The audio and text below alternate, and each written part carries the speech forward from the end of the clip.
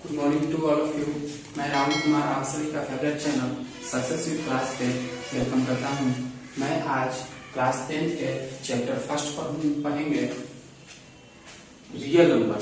और chapter first जो है क्लास 10 के रियल नंबर है। ठीक है, सबसे पहले इसमें इंट्रोडक्शन समझेंगे कि इंट्रोडक्शन क्या होता है। रियल नंबर का इंट्रोडक्शन क्या होगा, तो real number is a value, real number is a value that represent on A line. ठीक है, रियल नंबर एक वैल्यू होता है जो कि वो रिप्रेजेंट किस पे होता है, एक लाइन पे होता है, एक नंबर लाइन पे होता है। ठीक है, इसको कैसे शो करेंगे हम आगे देखते हैं। It is denoted by R, और रियल नंबर जो होता है वो डिनोट किससे होता है, कैपिटल आर से भी, या यहाँ पे आप स्मॉल आर भी रख सकते हैं, है ना। Real number include all number such as, real number include होता है सच एज, जैसे natural number, rational number, irrational number, whole number और इंटीजर। ठीक है, ऑल आर रियल नंबर, और आर रियल नंबर। ठीक है, natural number, rational number, irrational number और होल नंबर और integer, all are real number. सबसे पहले हम लोग बात करते हैं कि नेचुरल नंबर क्या होता है। ठीक है, नेचुरल नंबर रियल नंबर का ही पार्ट है। ठीक है, लेकिन नेचुरल नंबर क्या होता है ये सबसे पहले समझेंगे कि नेचुरल नंबर क्या होता है। जैसे 0, 1, 2, 3, 4, 5 सो ऑन इन्फिनिटी, है ना, इन्फिनाइट।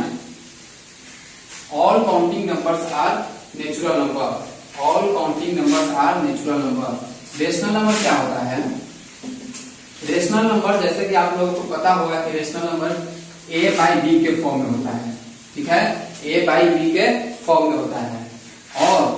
और where b not equal to 0, b जो होता है वो 0 के इक्वल नहीं होता है। ठीक है, for example 7/2 is a rational number, 7/2 is a rational number. Irrational number देखिएगा, इरेशनल नंबर क्या होता है।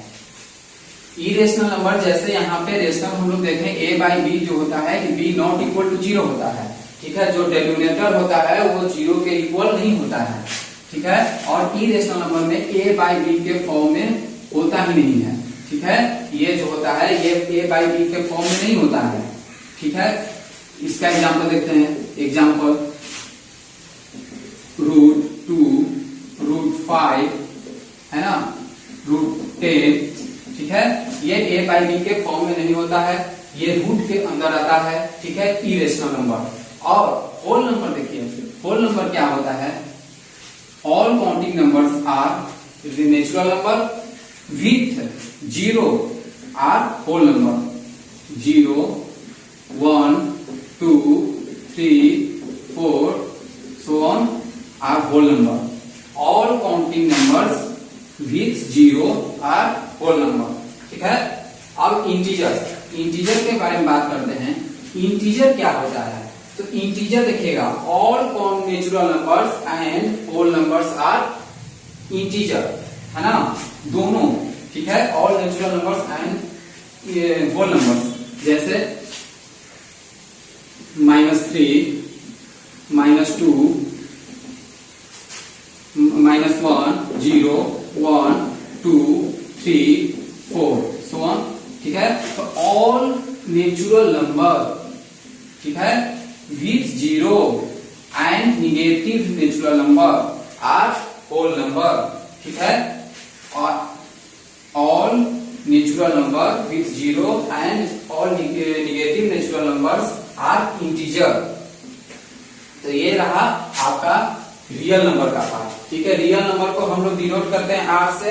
रियल नंबर हमेशा नंबर लाइन पे शो होता है, और रियल नंबर के 5 इंट्रोडक्शन है जो कि इसी पे फॉलो करता है। Natural number, rational number, irrational number, whole number और integer, they are all real numbers, they are all real number. अब कैसे शो करते हैं नंबर लाइन पे, ठीक है। नेचुरल नंबर हम लोग कैसे शो करेंगे, तो 1 2 3 4 5, है ना, ये positive, all positive number, all counting number are natural number. ठीक है, तो हम लोग ये तो समझ गए कि कैसे नेचुरल नंबर शो करते हैं। All positive number are natural number. Rational number जैसे a बाई b के फॉर्म में है। एग्जांपल में लिए थे हम 7/2, तो एग्जांपल में 7/2 लिए हैं, तो सबसे पहले 7/2 को हम लोग डिवाइड करेंगे 2 से। ठीक है, तो 2 से डिवाइड करेंगे, 7, 2 3 जा 6, 1 है ना, 0.0, 2 5 जा 10, तो हम लोगों का क्या क्वेश्चन आया 3.5। 3.5 is a rational number and it is denoted number line। ठीक है, 3.5 जैसे 3.5 कहां पे होगा, तो पॉजिटिव, यहाँ पे पॉजिटिव है तो इसलिए दोनों प्लस में होगा। ठीक है, इसमें इसके अंदर 1 2 3 4 5 है ना, यहाँ पे होगा 3.5। तो all rational numbers are denoted is number line. ठीक है, चाहे वो निगेटिव हो या पॉजिटिव हो, दोनों में हो सकता है ना। जैसे यहाँ पे मान लीजिए कि आपका इक्वल टू 7 है। ठीक है, इक्वल टू 7/2 है, या यहाँ पे हो सकता है -7/2, तो -7/2 होगा तो यहाँ पे -3/5 होगा। जब -3/5 होगा तो ये लेफ्ट साइड आ जाएगा। ठीक है, 0 पे लेफ्ट साइड आ जाएगा, माइनस में आ जाएगा, निगेटिव में आ जाएगा। इस तरह से हम लोग डिनोट करते हैं इरेशनल नंबर। इरेशनल नंबर ये जो है वो क्या है, रियल नंबर है। इरेशनल नंबर √2, √5, √10 इसको BC पे डिनोट करते हैं, लेकिन इसके लिए क्या होता है, जैसे √3 है ना, √2, तो √2 का वैल्यू क्या होता है 1.44। ठीक है, 1.44, तो 1.4 कहाँ आएगा, 1 और 2 के बीच में। ठीक है, जिस तरह से हम यहाँ पे 3 और 4 के बीच में बताए थे 3.5, उसी तरह से √2 का 1.44 होगा, तो इसमें डिनोट हो जाएगा, है ना। लेकिन irrational number a by b के फॉर्म में नहीं होता है, ये हमेशा रूट के फॉर्म में होगा। ठीक है, और होल नंबर जिस तरह आसान है, जैसे 0 हुआ, 1 हुआ, यानी all counting numbers are whole number with 0। ठीक है, इंटीजर यानी all whole numbers and negative natural numbers are integer. ठीक है, जैसे -3, -2 है ना। मान लीजिए फॉर एग्जाम्पल -2/5, -2.5। ठीक है, तो -2.5 को शो करना है, तो कहाँ कैसे शो करेंगे, -2 और -3 के बीच में आएंगे। ठीक है, इसके अंदर लाइन लेंगे, कितना लाइन इसके अंदर लेते हैं, 9 लाइन। हमेशा ध्यान दीजिएगा, इसके अंदर 9 लाइन लेते हैं। ठीक है, और इसमें 2.5 -2 तो है 1 2 3 4 5। ठीक है, यहाँ पे हो जाएगा -2.5, तो ये इंटीजर हुआ, इंटीजर का एग्जांपल हुआ। ठीक है, अब हम लोग देखेंगे सेकेंड वीडियो में यूक्लिड डिवीजन लेमा। ठीक है, ये भी चैप्टर 1 का रियल नंबर नहीं है। ठीक है, ये टॉपिक पढ़ना है हम लोगों का, यूक्लिड डिवीजन लेमा। ये क्या होता है कि इसमें 2 पॉजिटिव इंटीजर होते हैं, a and b। 2 positive integer होते हैं, कौन कौन, a and b। a and b are 2 positive integer. इसका कंडीशन क्या होता है कि a equal to BQ plus R, a equal to BQ plus R. अब इसमें बात करेंगे कि a क्या है, b क्या है, q क्या है और r क्या है। तो a जो हुआ ये आपका डिविडेंड हुआ। ठीक है, डिविडेंड यानी जिसमें हम लोग डिवाइड करते हैं। b क्या है, डिवाइजर और q क्या है, कोसेंट और r हुआ आपका रिमाइंडर। ठीक है ना, तो a equal to BQ plus R यानी dividend equal to divisor into quotient plus remainder. अब इसमें बात करेंगे कि अब कैसे ये डिवाइड करते हैं और कैसे इसका स्ट्रक्चर क्या होता है। ठीक है, जैसे मान लीजिए कि आपको किस चीज में डिवाइड करना है, a में। डिविडेंड आपका क्या है, a है, तो a डिवाइड अब किससे डिवाइड करना है, b से आपको डिवाइड करना है, और कितना बार में करना है, q बार में। ठीक है, तो आपका क्या हुआ, q। ठीक है, अब 20 से q में मल्टीप्लाई करेंगे तो a में जो घटेगा वो आपका क्या बचेगा, रिमाइंडर बचेगा। ठीक है, तो b इंटू क्यू जो भी यहाँ पे आएगा ठीक है, और उसमें से माइनस होगा तो क्या बचेगा, आर बचेगा, है ना, कुछ भी तो होगा, आर बचेगा, कुछ न कुछ तो आर बचेगा, चाहे वो 0 हो, 1 हो, 2 हो, 3 हो, 4 हो, है ना। तो यानी ये बी से क्यू में मल्टीप्लाई करेंगे तो रिमाइंडर कुछ न कुछ बचेगा। बी को बोलते हैं क्या, डिवाइजर, क्यू को बोलेंगे कोसेंट और आर को रिमाइंडर, ए को बोलेंगे डिवाइडेंड, ठीक है। अब ये जो है ये पॉजिटिव होना चाहिए, अगर डिवाइजर पॉजिटिव है तो कोसेंट भी पॉजिटिव होगा, रिमाइंडर भी पॉजिटिव होगा। इसका एक कंडीशन है, क्या कंडीशन है, वेयर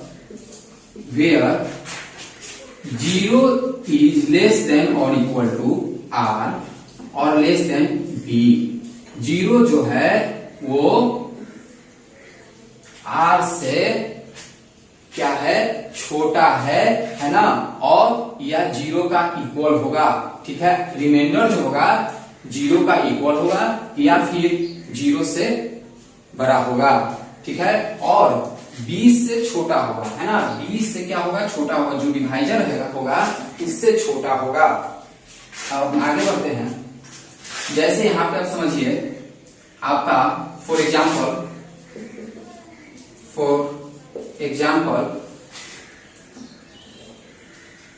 HCF यूज करेंगे टू डिवीजन करने के लिए HCF यूज करते हैं, है ना। जैसे मान लीजिए कि A इक्वल टू लिए 30, B इक्वल टू लिए 4, अब हम HCF पे डिवीजन करेंगे, जैसे 4 से 30, 4 7 जा 28, 2, ठीक है। तो यहाँ पे क्या कह रहा था ये कंडीशन, यूक्लिड डिवीजन लेमा क्या कह रहा था कंडीशन की A and B are 2 positive integer, A और B दोनों जो है वो पॉजिटिव इंटीजर है। उसका कंडीशन था कि A equal to B Q plus R, है ना। तो अब इसमें समझना है कि दोनों पॉजिटिव इंटीजर है, यानी A भी पॉजिटिव है, B भी पॉजिटिव है, A भी पॉजिटिव है और B भी पॉजिटिव है, तो इसका रिमाइंडर भी जो आएगा वो पॉजिटिव में ही आएगा, है ना। तो कहने का मतलब है कि इसका वेयर 0 जो है R से क्या है, बराबर है, या फिर 0 से R बड़ा होगा। जैसे कहने का मतलब ये डिवाइजर है, तो डिवाइजर कितना है, डिवाइजर आपका 4 हुआ, है ना, डिवाइजर आपका क्या हुआ, 4 हुआ। ये आपका कोसेंट है, तो कोसेंट से तो मतलब नहीं रखना है, यहाँ पे क्या बोला है कि B जो है 20 बड़ा होगा, B बड़ा होगा किससे, रिमाइंडर से। रिमाइंडर आपका क्या है, रिमाइंडर 2 है ना। तो रिमाइंडर से B बड़ा होगा, यानी B आपका डिवाइजर, B बड़ा होगा रिमाइंडर से, और रिमाइंडर जो होगा 0 से बड़ा होगा या फिर 0 से बराबर होगा, है ना, 0 बराबर होगा या फिर बड़ा होगा। जैसे यहाँ पे देखिए 2, तो 2 4 से छोटा है, ये कंडीशन सही है, 2 4 से छोटा है यानी B बड़ा होगा R से, ठीक है।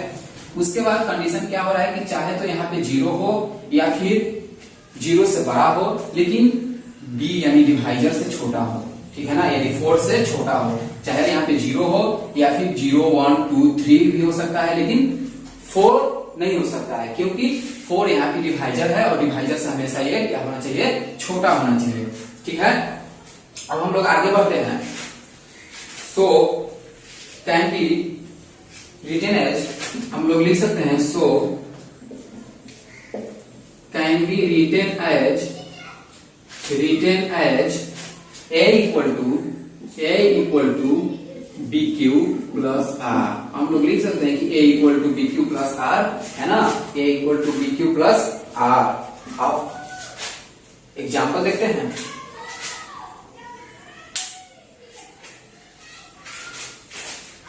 जैसे कि देखेंगे फाइंड HCF ऑफ 135 एंड 25, ठीक है। अब हम लोगों को 135 एंड 25 का HCF बताना है और ये यूक्लिड डिवीजन के मेथड से भी बताना है। तो सबसे पहले हम क्या करेंगे कि दोनों को फैक्टराइजेशन करेंगे, ठीक है, दोनों नंबर को क्या करेंगे, फैक्टराइजेशन करेंगे। आप पहले अपना 135 को फैक्टराइजेशन कीजिए, उसके बाद 25 को फैक्टराइजेशन कीजिए, ठीक है। तो यहाँ पे हो जाएगा आपका 3 45 3 15 3 5 इसको कीजिए 5 5 है ना। इसका क्या हुआ आपका 135 का क्या हुआ 3 इंटू 3 इंटू 5 25 का क्या हुआ 5 इंटू 5। ठीक है, पहले सबसे पहले प्राइम फैक्टराइजेशन करके देख लेंगे कि 135 का और 25 का प्राइम फैक्टराइजेशन करेंगे। उसके बाद अब हमको देखना है कि इसमें HCF बताना है। ठीक है, HCF बताना है तो सबसे पहले HCF इसमें बताएंगे। HCF निकालेंगे 25 135। ठीक है, 25 135 25 से 135 में क्या करेंगे HCF करेंगे। तो 25 जब 5 जा 125 है ना। 10 अब 10 से 25 में करेंगे 10 2 जा 20 5 से 10 में करेंगे 5 2 जा 10 है ना। जब तक रिमाइंडर क्या ना है 0 ना है। ठीक है, तब तक करते रहेंगे। HCF of 135 and 25 is 5। अब जैसे आपका क्या फॉर्मूला था AQ equal to BQ plus R। A equal to BQ plus R है ना। आपका A के जगह पे क्या है 135 इक्वल टू B यानी जो divisor 25 into Q quotient 5 plus remainder यानी 10। इसी तरह से नेक्स्ट स्टेप करेंगे। ठीक है, ये मेरा स्टेप फर्स्ट हुआ। Step second A equal to BQ plus R फिर करेंगे। जैसे आपका यहाँ पे A इक्वल टू हुआ 25, D इक्वल टू हुआ 10, Q इक्वल टू हुआ 2 कोसेंट प्लस रिमाइंडर 5। ठीक है, उसी तरह से एक और स्टेप बनाएंगे। एक और स्टेप मेरा क्या है A equal to 10, B equal to 5, Q equal to 2 plus remainder 0। जब तक रिमाइंडर 0 ना आए तब तक ये मेथड करते रहेंगे है ना, ये HCF करते रहेंगे। अब यहाँ पे समझना है कि इसमें HCF कितना आया, तो जो आपका लास्ट स्टेप में डिवाइजर होगा वही आपका क्या होगा HCF होगा। ठीक है, तो यहाँ पे हम HCF ऑफ 135 एंड 25 आर 5। ठीक है, क्या आया 5। जो लास्ट स्टेप में होगा डिवाइजर होगा जिसका रिमाइंडर क्या आएगा 0 आएगा, तो वही आपका लास्ट स्टेप वाला है ना, वो क्या होगा आपका HCF होगा। तो HCF ऑफ 135 एंड 25 आर 5। अब देखेंगे, अब क्वेश्चन रहेगा जैसे how to find HCF and LCM कैसे फाइंड करेंगे HCF एंड LCM। ठीक है, अब हम लोग देखेंगे LCM का मतलब क्या होता है कि LCM यानी लीस्ट कॉमन मल्टीप्लाई।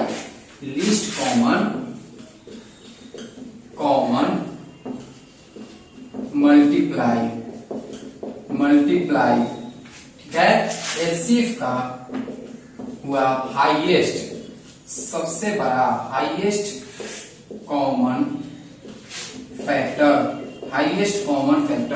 LCM का क्या हुआ लीस्ट कॉमन मल्टीप्लाई और HCF का क्या हुआ हाईएस्ट कॉमन फैक्टर।